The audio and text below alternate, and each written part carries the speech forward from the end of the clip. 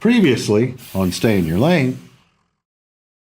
The biggest problem that's happening is that there's a lot of fraud out there. There's a lot of, there's a lot of trucking fraud, and that's not happening on the docks of like New York City. It's happening in the sticks, and it's a dangerous place to be out there. You can make that argument, and there's an issue, and they're dealing with it. I mean, that you can say that part of it. I mean, part of those bad hombres the president talked about so many years ago. That's a country problem.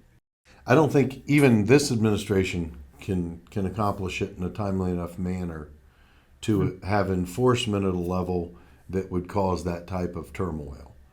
What I will say is the economists say, the intelligent economists that I know state that it takes 3 to 5 quarters for a change in interest rates to be felt. Mm-hmm.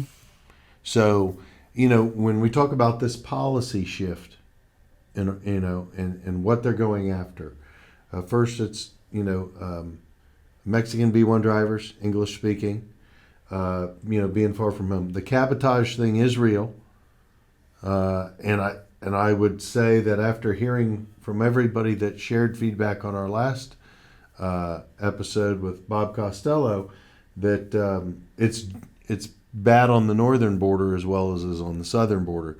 So if you fix that, is that 1%? Is it a 0.5% of capacity? And then you say, okay, what about the non-domiciled drivers and revoking them that maybe don't meet the criteria? Is that another 1%, 2%? So when you start chipping this away, how much is it? And let's look at it like it's interest rates. If the Fed changes interest rates, it takes 3 to 5 quarters for us to feel the impact throughout the economy. I don't know if I agree with that. I mean, the other economists I talked to, John, it's the first point of disagreement I have with you. I don't know if that's true, dude. That is a really conservative estimate. I mean, you could drop an interest rate, you get a significant enough drop, and you're back to Paul Volcker country, where in the blink of an eye, we went from having the worst recession since the Great Depression in American history in the early 80s. And then Paul Volcker decided we'd suffered long enough, cut the interest rates, and in the blink of an eye, it was suddenly morning in America. I mean, Well, because I think right now with the interest rates in particular, and not just interest rates, but what we're talking about here is that this administration is so unpredictable. I think part of what I'm not attacking the administration, but as they kind no. of find their footing and figure out the stuff, they've been much more solid on the trucking issues. It's the lack of predictability because you can bet on a bull and you can bet on a bear. What you can't bet on is I don't know what's going to happen tomorrow. And and like I said, this is a really good thing. These 9 points, and I think it's a good thing because it's consistent. It says this is what we're going to do, and we're going to do it. Whereas a lot of other stuff, it's been like, well, we don't know what we're going to do. This does feel consistent. This might actually help in the short term, give it a little bit of a boost.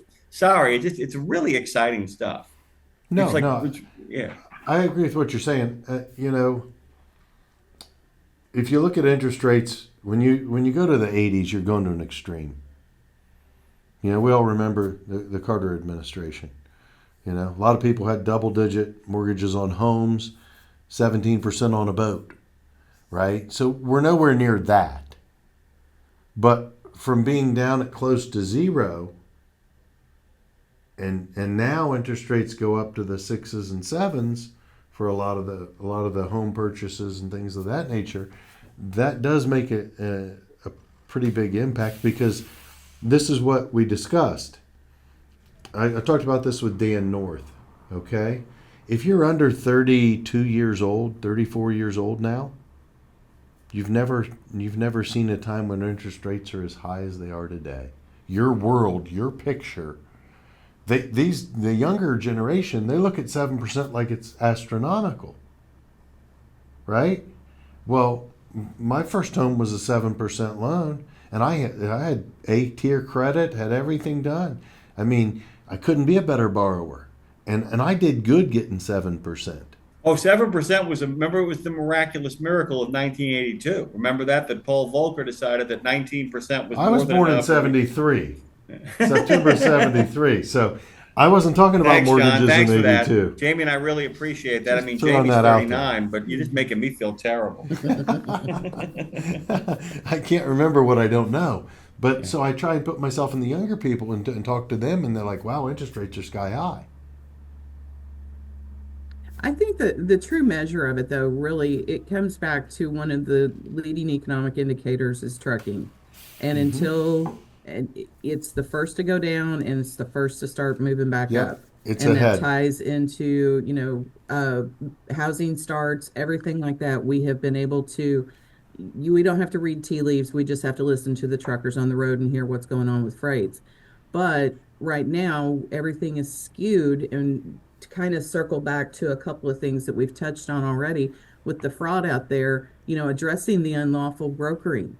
I mean, That'd be great, wouldn't legitimate it? brokers are competing against fly-by-night operations that are stealing freight, undercutting freight rates, everything under the sun. So, and that hurts the drivers, that hurts the industry overall. So that is a big one that if they wanted to see something that would have a tremendous effect, get after that unlawful brokering. And I'm talking about the illegal brokering, the stuff that's not legitimate, the fraud.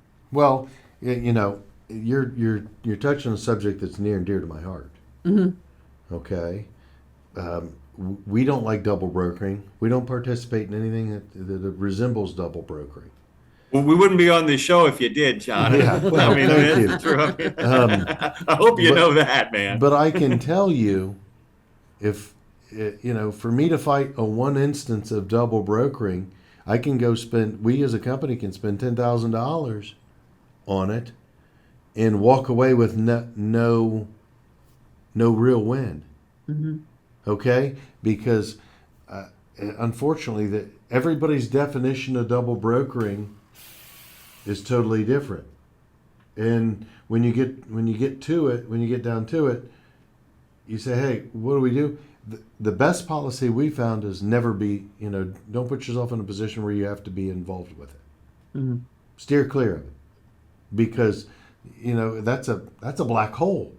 But if the FMCSA, again, just like trucking insurance, the fine is $10,000 per day per vehicle on the road without insurance, right? We know there have been people running over the road in the past 31 years I've been working here at Triple T that didn't have insurance. Who polices it? Where's the enforcement, Hmm. right? So I would say the major difference is this administration is making much more of an attempt to improve the industry and the public safety and all of the things that they ran on. They're moving forward towards doing it. I think with Costello, he's such a low key person. Bob is, and he never goes out on a limb. But when he comes out and says this is what I would watch, this is coming. When someone like Bob says that, then it's time to listen because you don't normally hear that type of rhetoric from him either. So with the agenda here from Sean Duffy and transportation, whether he stays as transportation secretary or he takes and the NASA secretary role becomes permanent, I really see the administration filling the shoes and keeping going the same Well, direction. can we talk for a second? I want to get Jamie's take on this too, of the fact that we may finally have an FMCSA director who wants the job. Oh, yeah. I I mean, we mean, have a this is like the confirmation hearing on Wednesday with him.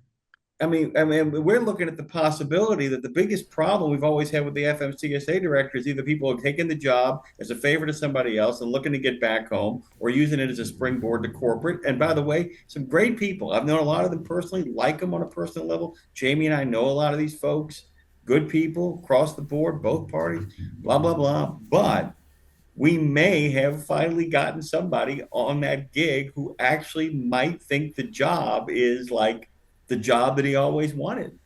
I mean, That imagine would one of be those like wonderful for all of one of us. those BYU coaches who gets there and is like, I'm in heaven. You know what I'm saying? I mean, one of these guys who gets there and feels like this They're is the never place I want to leaving. be. They're never leaving. I Well, mean, and yeah, I and we mean, haven't seen a lot of that. Ray Martinez was one of the longest serving ones in recent history, but it wasn't uncommon when FMCSA started back in 2000 to have a sitting administrator for the full term of a presidency. And we are not seeing that at all. at And it would all, be, at all. we need that consistency and we need somebody like, Derek Bars. He wants the job. I mean, he's been around the industry. He's coming from the enforcement side, but right now we keep He talking knows it about though. we need the enforcement. We need enforcement of cabotage. Nobody can even tell you what cabotage is when you get out on the roadside. It's so confusing that they just don't enforce it because they don't know how. And this is the kind of leadership that could get us out of this analysis paralysis that we're stuck in on some of the enforcement that needs to be happening as opposed to the compliance enforcement that has no effect on safety. Well, you brought up After some good points. after a trucker, it's the best case scenario. Mhm. After Right. a genuine behind the wheel trucker, it is the best case scenario. Right. No And I doubt. think you bring up some things that are good points. If you don't have enough consistency, you build no tribal wisdom. Right? So, we're all passionate about the industry. Even though our roles are different, we're all passionate and we know what the problems are. We're close to it, but we've been involved with it for years. When you have someone that comes in from another role and then, there's a learning curve for them to learn and understand it, then they move to another role.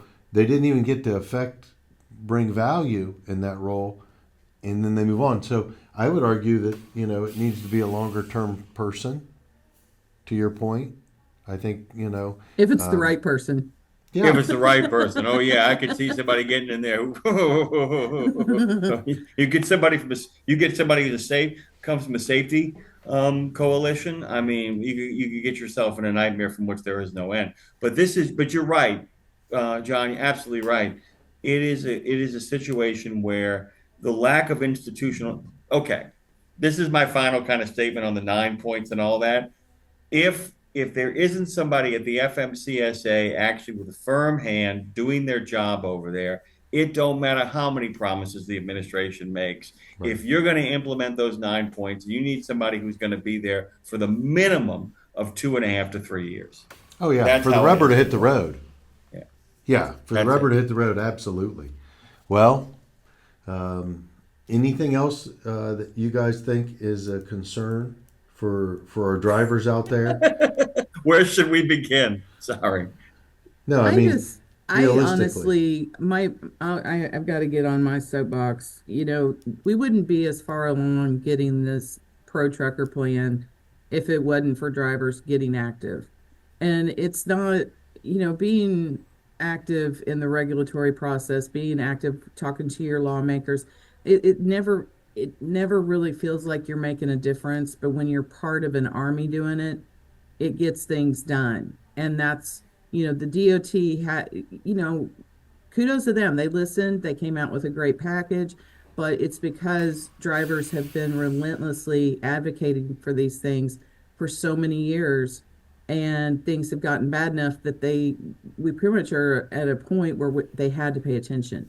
But the reason they knew where to focus that attention is because drivers were telling them all along. Yeah, it's a series of talks. Oh, from a truck parking perspective and safe areas for the truckers. When I grew up, all the shopping malls had truck drivers and trucks and trailers sitting in them that were resting or had already made their deliveries, etc. Now you can't even pull one in to make the delivery because By of the way, partitions. John, you ought to ask Dave Nemo about that sometimes. He's got a great story about how the industry needs to police itself a little bit. There's a great story about one of the biggest malls, and Dave went to bat on his show.